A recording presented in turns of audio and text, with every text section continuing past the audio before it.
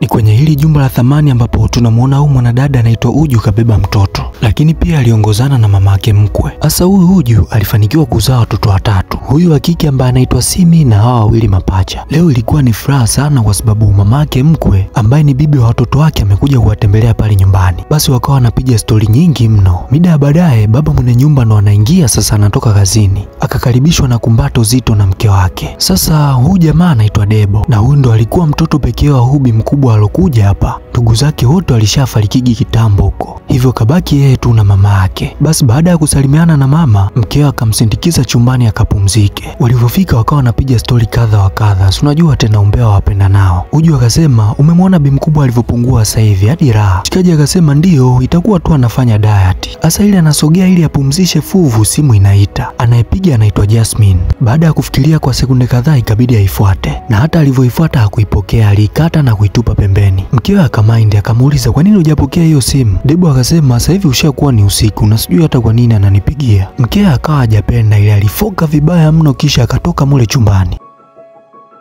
Kesho yake mapema kabisa asubuhi tunatupa kwenye hii hospitali hapa inaitwa Grover's Hospital. Tunamuona bi mkubwa amekuja kucheki afya yake, na hapa ndo huwa mara zote anakuja. Hasa bi mkubwa ana tatizo moja kubwa mno ambalo yuko nalo. Figo zote kwenye mwili wake zimefeli, hivyo hata siku zake za kuishi pia zinahesabika. Daktari akamshauri kuwa kwa sasa inabidi aache kabisa kula vyakula vyenye chumvi na mafuta, na badala yake azidishe kunywa maji mengi mara kwa mara. Hiyo itamfanya survive kidogo. Naelewa neno kidogo, sio atapona, ata survive kidogo. Lakini pia aliongeza kwa kusema ingependeza zaidi kama angemwambia mtoto wake kuhusu ile tatizo, kwani hiyo ingesaidia hata kumzingatia kwenye aina ya vyakula. Basi bi mkubwa zile habari zilimuumiza sana.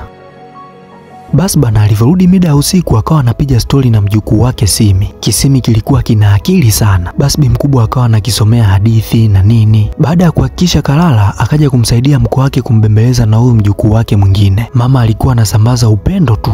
Basi bana mapema kabisa ya leo tunaona washikaji wapo jikoni wanaandaa madikodiko. Si unajua tena masuala ya makuli na nini. Lakini pia tunamuona bi mkubwa anajiwekea chai hapa. Alipomaliza Uju akamwekea kahawa. Bi mkubwa anasikia joto kishenzi, anaomba dirisha lifunguliwe, lakini Uju akamwambia mbona dirisha liko wazi?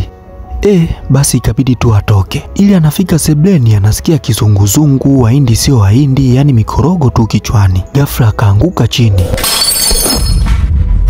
Mama!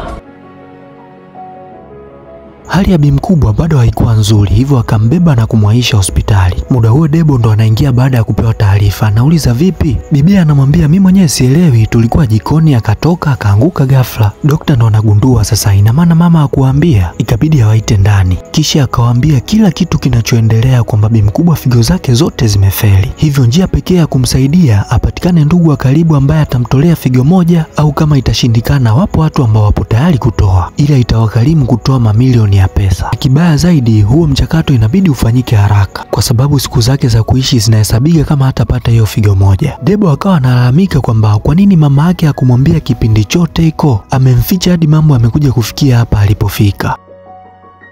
Basi ile hali ilitengeneza huzuni kubwa mno kwa Debo na mke wake. Mshikaji muda wote analia tu, mkewe anamtuliza. Mshikaji akasema kama swala ni kutoa figo, yeye yupo tayari kumtolea mama yake, maana hakuna namna, ila kinachompa hofu ni kwamba vipi kama haikumachi, maana ili umtolee mtu figo ni lazima viendane na yule unayemtolea. Hapo ni masuala ya kitabibu tena, unajua. Kweli mzee, kesho yake mapema kabisa wakaingia mpaka hospitali. Baada ya vipimo daktari akasema kuwa havijaendana, ina maana mshikaji hawezi kumtolea mama yake figo.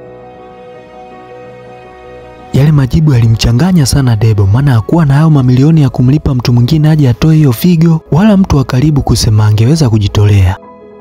Walivyorudi nyumbani, Simi anamuulizia bibi yake maana hajamuona leo kutwa nzima. Washikaji wakamwambia tu kuwa anaumwa, ila suni atakuwa sawa na atarudi nyumbani. Sasa kashesha inakuja, ni wapi wataipata hiyo figo? Wakati wanaendelea kutafakari ikaingia simu. Alokuwa anapiga ni Jasmine. Mshikaji akaokota kisha akasogea pembeni kuongea naye. Mshikaji akamwambia kwamba leo imekuwa ni ndefu sana kwa sababu mama yake yupo hospitali anaumwa. Jasmine akampa pole kisha akasema kuwa atamwombea ili akae sawa. Lakini pia akamwambia kuwa endapo atahitaji chochote basi asisite kumwambia. Basi walipomaliza wakaagana. Sasa Jasmine ni nani? Na hapa ndo tunagundua kuwa kumbe huyo Jasmine alikuwaga ni mpenzi wake na Debo, lakini kwa sasa ni ex wake. Sasa hivi wamekuwa ni marafiki tu, na hata huyo Jasmine mwenyewe anajua kuwa mshikaji ameoa na anaheshimu hilo, na ndio maana mkewe amekuwa ni mkali mno pindi anapoona mshikaji bado anawasiliana na Jasmine. Mapema kabisa ya leo tunamuona Debo anatoka jikoni kuandaa msosi, ana vibe kishenzi, lakini pia huku nje tunamuona mke wake naye ndo anarudi. Alivyoingia ndani akamkaribisha kwa tabasamu zito mno hadi mkewe mwenyewe akashangaa, kulikoni leo? Mshikaji akasema, leo nimeamua kuwahi kurudi ili nikupikie chakula kipenzi changu. Uju akaona mshikaji bado tu anaingia jikoni kuongeza misosi, na nikisema meza imependeza ujue na maanisha. Basi mchizi aliporudi akasema, unajua hizi wiki mbili zilizopita nilikuwa nipo busy sana, hivyo nikakosa kabisa muda wa kukufanyia vitu vizuri kipenzi changu, na ukizingatia we ndo mtu pekee ambaye unasimama na mimi siku zote. Hapo hapo Uju akasema, sio tu siku zote, nitaendelea kusimama na wewe hata kwenye nyakati ngumu pia. Nimeoa mke mzuri sana ndani hadi nje. Kisha akamweka busu la mkononi. Asante sana kipenzi changu, sasa nataka unisaidie kitu kimoja. Bidada anachekelea tu, hata hajui ni kitu gani anataka kuambiwa. Mshikaji akasema, nilikuwa tu naomba ukafanyiwe vipimo ili tuone kama vitamachi. Huwezi jua bana, uenda ikawa wewe ndo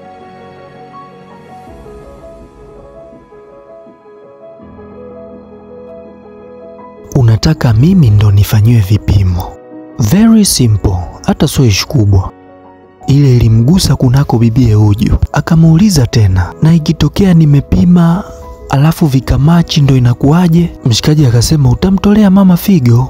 Hivyo tu, mia kwangu haijamachi. Ingemachi hata nisingekuuliza, ningetoa tu. Basi pale ndani ikawa kizaazaa, maana Uju hakutegemea kusikia vile kutoka kwa mume wake. Yaani swala yeye kutoa figo yake na kumpa bi mkubwa hakuliafiki kabisa. Mshikaji alivyoona bibia anakataa, akamuomba akubali tu kwenda kupima. Iwe imeendana haijaendana, akamwahidi kuwa hata msumbua hata kidogo kumwambia atoe.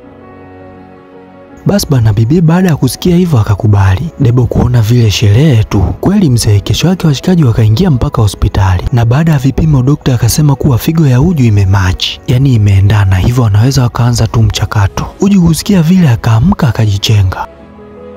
Tunatupwa baadaye tunamuona yupo nyumbani anambembeleza mtoto. Debo alipoingia akamuomba aongee, lakini bibia akakataa. Akadai kuwa anahitaji kuspendi muda zaidi na watoto wake. Basi mshikaji kusikia vile akatoka na kuja kupata 1 2 3 huko. Maana ile swala lilikuwa linamnyima amani kabisa. Akakumbuka siku ya kwanza anampeleka Uju nyumbani kwao. Bi mkubwa alimpendaga sana, hadi akawa anamsifia kabisa kuwa anaonekana ni binti mwenye roho nzuri. Mshikaji machozi anamtoka tu. Hapo hapo simu inaita. Ile kucheki hivi ni mke wake. Alivyookota akamuuliza, uko wapi mtoto amekumisi anahitaji ukuona? Mshikaji akamuuliza, kosa hivi ndo unaweza kuongea? Kwani wewe uko wapi? Mshikaji akasema ametoka, hivyo ataonana baadaye, kisha akakata simu. Asa wakati anatafakari akakumbukaga pia na siku ambayo alimpelekaga Jasmine nyumbani kwao. Maana Jasmine ndo alikuwaga wa kwanza kabla ya Uju. Asa wakati wanaondoka bi mkubwa akamtonya kuwa asubiri kidogo ili waongee. Basi Debo akampa funguo mchumba atangulie kwenye gari, kisha akabaki na bi mkubwa waongee. Mama akasema kuwa hajampenda kabisa yule mwanamke alomleta pale, hivyo hawezi kabisa kuruhusu amuoe, na hiyo ndo ilikuwa sababu ya yeye kutokuendelea na Jasmine. Lakini hawakuwahi kugombana, walipendanaga sana. Basi maelewano nyumbani kukawa hakuna kabisa. Uju anasema kwamba ndo kwanza na miaka 33 tu, inawezekana vipi atoe figo kwa mwanamke mwenye miaka 70 na maneno ambayo yalikuwa yanazidi kumuumiza Debo. Basi bana, kwa kuwa Simi alikuwa anasumbua sana kuhusu bibi yake, leo ikabidi wawapeleke wakamuone. Hali ya bi mkubwa ilizidi kumdhoofisha siku hadi siku.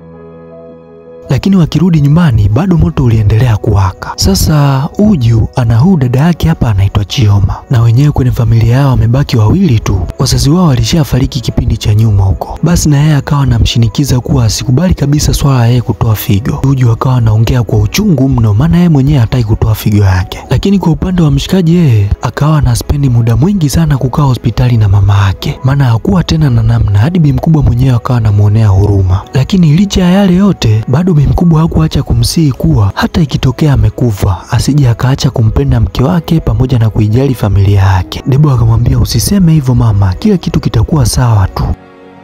Basi pale nyumbani mshikaji akawa mikausho mingi. Mkewe analalamika kwamba muda wote amekuwa tu akiutumia hospitali na wala hajali chochote kuhusu wao. Debo akamuuliza, hivi umesahau kuwa mama yangu yupo hoi amelala kitandani kule? Hapana, sijasahau, lakini wewe ndo umetusahau sisi wote. Debo akaona huu vipi huyu, mama yangu anakufa kule unaletea habari za mapenzi? Akaondoka zake. Uju anashangaa tu kisha anatikisa kichwa. Kweli mzee, mshikaji hakukoma kukaa hospitali na mama yake, lakini pia usiku mida ya kulala ukuta mzito mno wa heriko unazingatiwa. Yani hapo katikati mnaweza mkacheza cricket kabisa, alafu fresh tu, hakuna hata mikuno unaambiwa, kila mtu apambane na hali yake. Asubuhi hata chai mshikaji anatengeneza mwenyewe. Mkewe akasema, nimemtengenezea mama supu, kwa hiyo ukienda utaenda nayo.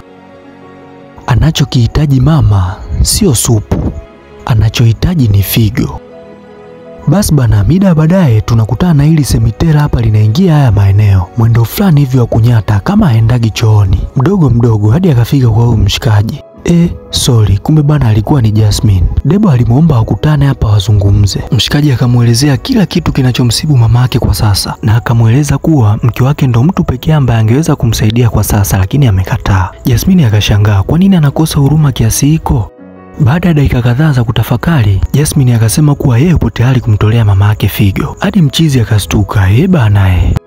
Jasmine alisisitiza kuwa yupo tayari kutoa. Basi bana, bila kuchelewa washikaji wakachimba mpaka hospitali. Lakini kwa bahati mbaya, baada ya vipimo daktari akasema kuwa havijaendana, hivyo hawezi kumtolea figo. Debo anahisi kuchanganyikiwa, mchozi unamtoka tu. Lakini Jasmine akasema kuwa hiyo haimaanishi kuwa amefeli. Atajitahidi kadri ya uwezo wake kuhakikisha wanampata mtu ambaye ana match, haijalishi ni shilingi ngapi. Debo alimuona Jasmine kama malaika aliyetumwa na Mungu. Kisha akasema, sijui hata kwa nini sikukuaga wewe. Akataka ampe na ukwaju pia, Jasmine akamzuia. Anaheshimu kuwa yule ni mume wa mtu. Hali ya mama bado ilizidi kuwa mbaya siku hadi siku, na ukizingatia daktari alisema kwa sasa ni siku tu anahesabu baada ya kutopatikana mtu wa kumtolea figo. Huku nyumbani Simi anamuuliza mama yake, eti mama, ni kweli una uwezo wa kumsaidia bibi lakini umekataa? Ile ikamstua kidogo. Akamuuliza, we ni nani amekwambia hizo habari? Simi akasema kuwa niliwasikia mnagombana na baba mkiliongelea hilo swala. Uju ikabidi amueleze ukweli sasa, kuwa ni kweli naweza kumsaidia bibi yako, lakini na mimi afya yangu itakuwa kwenye utata sana. Kisha akamzuga kimazingira, ikawa imeisha hiyo. Mida fulani hivi ya baadaye naye akachimba hospitali kumuona mama. Akawa anaongea naye kwa uchungu mno, huku akimhadithia kuhusu wajukuu zake wanavyomuulizia nyumbani kila wakati. Lakini bi mkubwa amefikia kipindi ambacho hata kuongea tu anaongea kwa tabu sana. Kwa upande wa Debo, yeye bado msongo wa mawazo unamtesa. Lakini mida ya usiku hapo ulingoni akamhadithia jinsi Jasmine alivyoamua kujitoa kwa ajili ya mama yake, japo kwa bahati mbaya ikawa haijamachi. Ile mkewe akamaindi sana kwamba kwa nini amuhusishe Jasmine bila kumshirikisha yeye. Mchizi akasema, nikushirikishe wewe wakati haujali chochote? Hebu ona, yule mwanamke alikuchaguaga wewe baada ya kumpeleka Jasmine pamoja na wewe. Basi Uju naye akavutia kwa upande wake, kisha akatishia kuwa ataondoka pale ndani. Mchizi akasema kama anataka kuondoka aondoke tu, hata kama itakuwa mida ile ya usiku. Yani ilikuwa ni kisanga pale ndani. Yale maneno hadi Jasmine akawa anayasikia huku chumbani kwake. Ni kilio tu, unaambiwa hakuna amani tena. Mapema kabisa leo asubuhi, baada ya Uju kutafakari kwingi, akakubali. Hadi mchizi akastuka, ili anataka kumkumbatia akamzuia, kisha akamwambia atamkuta kwenye gari. Basi bila kuchelewa mshikaji ikabidi aamke. Kweli mzee, washikaji wakawasha ndinga mpaka hospitali. Wakakutana na daktari, akawaambia kuwa hali ya mama ni mbaya mno, hivyo kwa sasa inabidi ahamishwe apelekwe ICU. Lakini huyo hapa ipo tayari, mara kinaingia kitanda. Halafu daktari huyo akawaacha. Washikaji wamebaki hawaelewi kuna nini. Ikabidi wasubiri sasa maelekezo. Basi bi mkubwa alitolewa akiwa yupo hoi sana. Debo anamuongelesha, kwani unafikiri hata anamsikia? Basi wakaambiwa wasubiri kwanza, maana hawawezi wakaanza mchakato akiwa kwenye hali ile. Baada ya dakika kadhaa daktari akatoka, kisha akasema, poleni sana tushampoteza.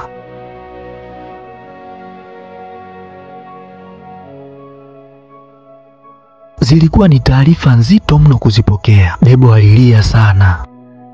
Kwa namna fulani aliona kama mkewe amechangia pia. Kwani wewe unaonaje? Basi utaniandikia hapo chini kwenye comment. Lakini huu ndo unakuwa mwisho wa hili chupa linaitwa Catch 22. Kama ndo mara yako ya kwanza unakutana na hii channel, utakuwa umetisha sana kama utasubscribe na ugusa alama ya kengele ili uwe wa kwanza kupata haya machupa pindi ninapoyaweka. Ulikuwa na mimi Mudindalo na hivi ndo huwa nafanya. Nawapenda wote na muwe na siku njema.